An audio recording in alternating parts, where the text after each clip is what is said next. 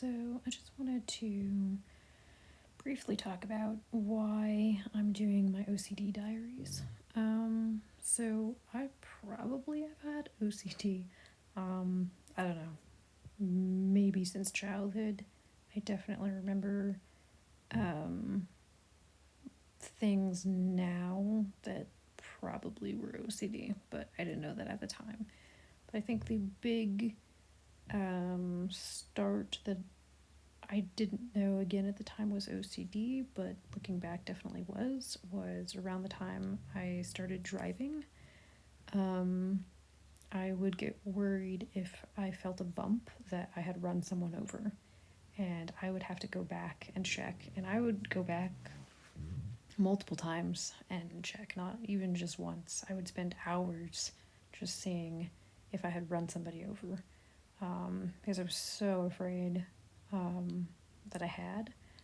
Never did, but I just couldn't get over the thought of maybe I had. So I would spend hours doing that, but I didn't know then that that's what I was experiencing. And then when I moved out on my own, I started having issues with cleaning. I was really worried about chemicals mixing, so I wouldn't clean with different cleaners or chemicals on the same day, even. So if I was going to clean the bathroom, I would have to do the toilet on one day, and then the sink on another day, and the tub on another day. Um, but again, didn't know that that's what that was.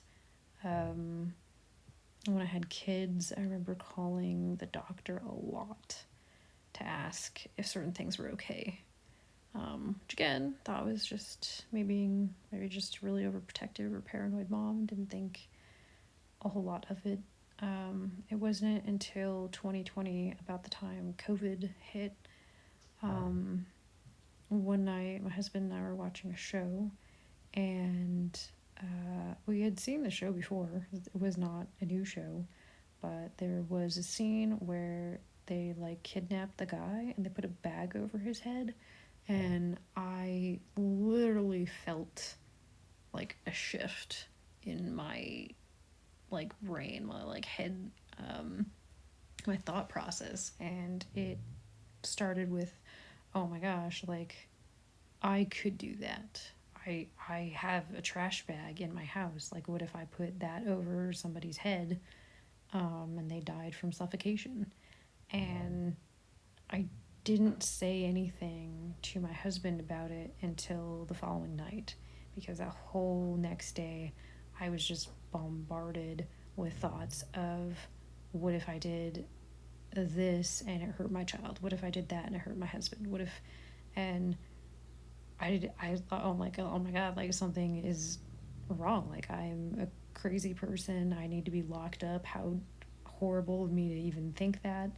So I remember telling him that night that I had been thinking these thoughts, and I mean, he honestly said he would have taken me to the emergency room and taken me to, I don't know, the psych department or whatever.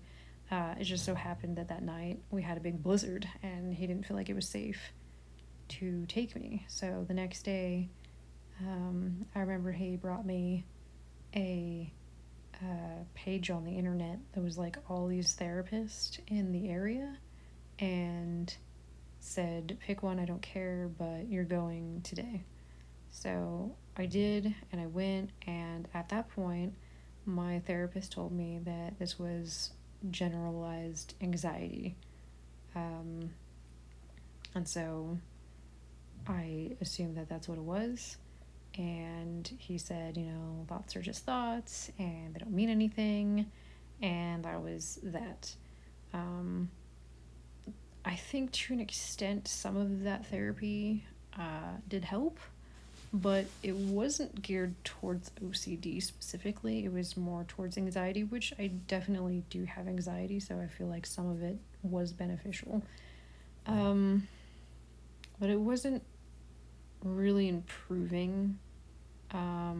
So my therapist ended up moving, and I found a new therapist, And it was then that we started to realize like this isn't just anxiety, because I also started having issues with contamination and um, worrying about germs to the extent of like avoiding doing certain tasks. So, like, I wouldn't cook anything with raw meat because I was so worried that the raw meat was going to get on something, or I wasn't going to get it all the way off my hands and somebody would get sick. Um, I started having issues with bathroom germs, worrying about even clean. If I cleaned the bathroom, even I had to take a shower after I cleaned it. Um, but and anyway, that just it kept going, and I kept adding to the list of things that I now had compulsions for, and so was at that point diagnosed with OCD, um, and it just has continued on since then. I have had multiple themes, um, kind of fluctuating, I guess. Sometimes I will have just one. Sometimes, even in one day, I can deal with multiple. Um, it kind of just depends on the day and the events. For instance, if I have what I guess is called hit and run for the category of harm OCD, well, I don't have that if I'm not driving that day. And not necessarily every time I'm driving do I even have it, but sometimes. And sometimes it's really bad, and sometimes I think one time, oh my gosh, what if I hit somebody? And that's it. It's just the once. So it just kind of depends, but it is something that has, I feel like, greatly impacted how not only I live my life, but how my family lives. Um, it just kind of took hold, and everyone had to start playing by my rules.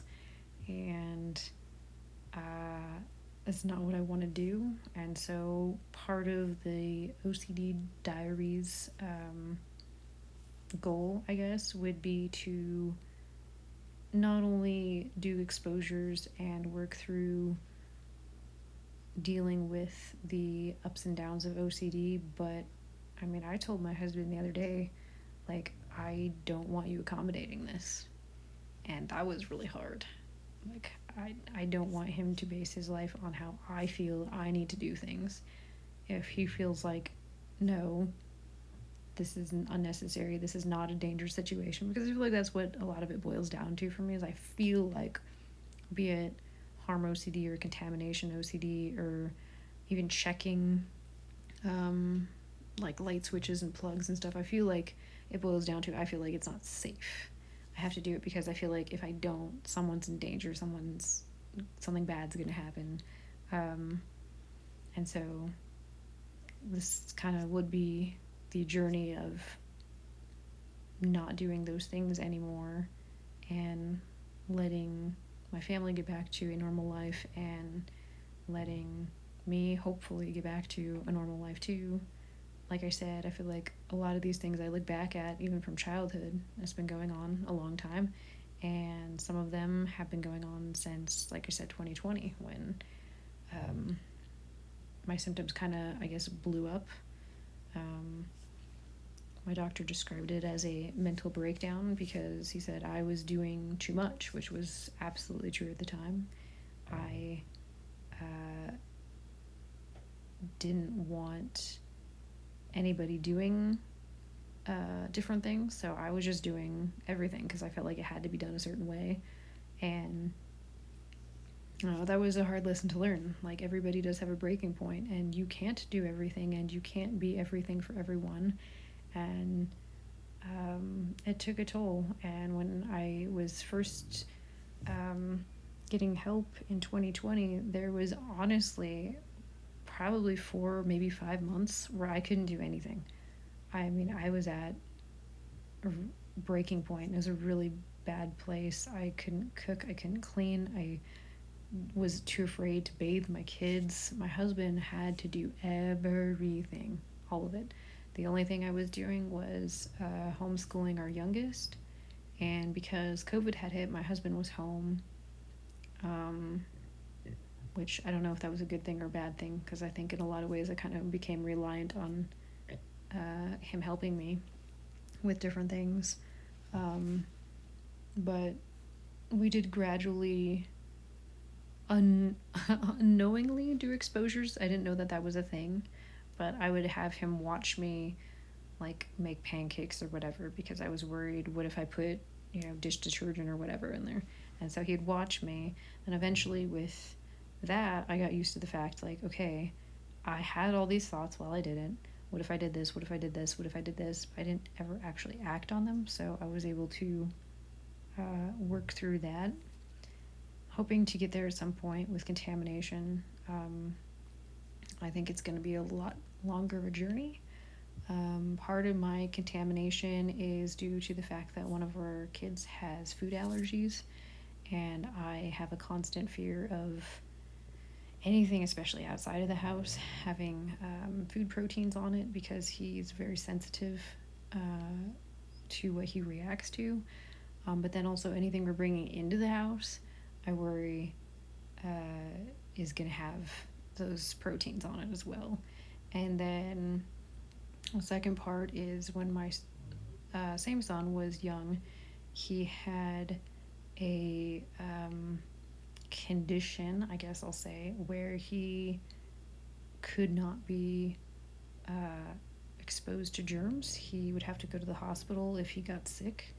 And I don't really want to go into a great deal about that, but just that I guess I tried to keep him away from that for so long, and there was so much cleaning and washing hands and whatever, trying to keep him safe, that ended up, I unintentionally, becoming a kind of compulsion to keep him safe.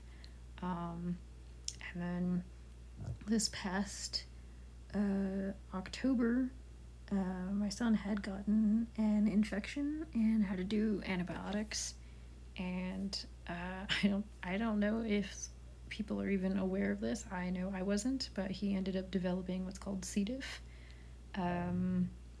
which basically is, I guess, I would call it a disease that causes, or illness, I don't know, it's an infection that causes like bloody diarrhea.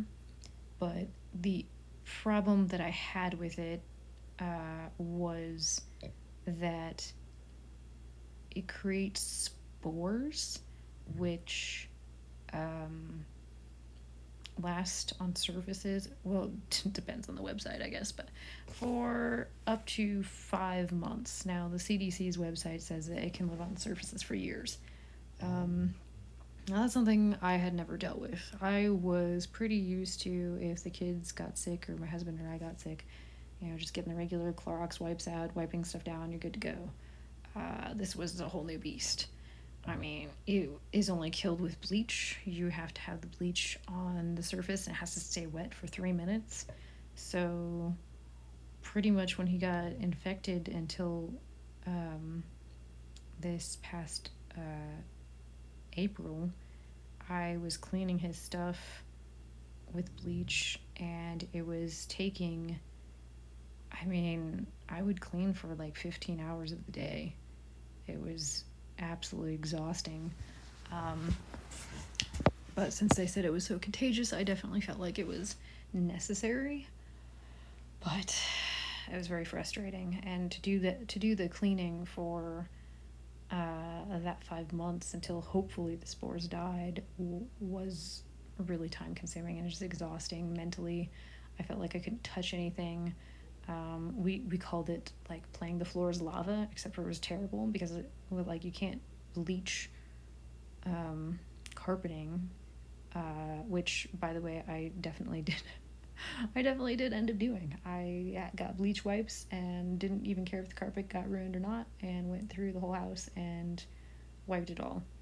And it was fine, but they say don't do that and pretty much a lot of the things on the bleach wipes that said don't do it on the surface, I did on the surface, because I felt like at the end of the day I needed to know that the house was clean, I needed to know that my family was safe. And so that was quite the journey. Still bleaching his bathroom, but other than that, done with that. But yeah, definitely, if you are going to take antibiotics, be very careful. If you don't need to take them, don't take them, because that was honestly probably the most stressful thing that we've ever gone through. And if you have contamination, OCD, trust me, you don't want that. But anyway, that's basically the gist of things that I'm still dealing with at this point, getting back to a quote unquote normal after him having C. diff, working past worrying about if certain things in the house are contaminated or not. I feel like before he was diagnosed, we didn't know that he had it, and so I feel like there was a lot of things that he was touching or maybe touched that could potentially have had the C. diff spores on it. And so at this point, I'm working towards touching certain things and not worrying whether or not it has C. diff. Maybe it does, maybe it doesn't, which I feel like is definitely hard because it was such an ongoing and time-consuming and stressful thing that took, like I said, the 5 months of 15 hours, whatever, bleaching in a day. That's not something I want to redo. Plus, it can be deadly. He was really fortunate, and he was able to take his round of antibiotics for it. He did have it twice, kind of back to back, and then he's been good since then. But just dealing with that, I think, and also just the idea of I didn't even know that existed until this happened. So then kind of opened my mind to the fact that there might be things out there that I don't know exist, and they could be like this, where they're really terrible. It was very tempting to just hop on Google and Google what diseases are there and how terrible are they, but I have not done that. I don't recommend that. That's not a good idea. Actually, being on Google or Reddit or whatever is generally, I don't think, a good idea for people with OCD. I think it just escalates all your anxieties and could make your compulsions worse. Maybe you hear something somebody else does and then you decide, oh, I should probably do that too. So definitely not the route I would take. But anyway, so that is more or less my story with my OCD journey, and now I'm just working towards hopefully coming to a point where I can live a relatively normal life again. I know that it's one of those things that's never going to go away, and it's going to have to be something that I deal with every day, but getting to a point where it's manageable and I know what to do and feel confident in that, I'm hoping I can get to that point. So if you have OCD or you're just interested in it, this is going to be my story. Hope everyone's having a great week. Bye.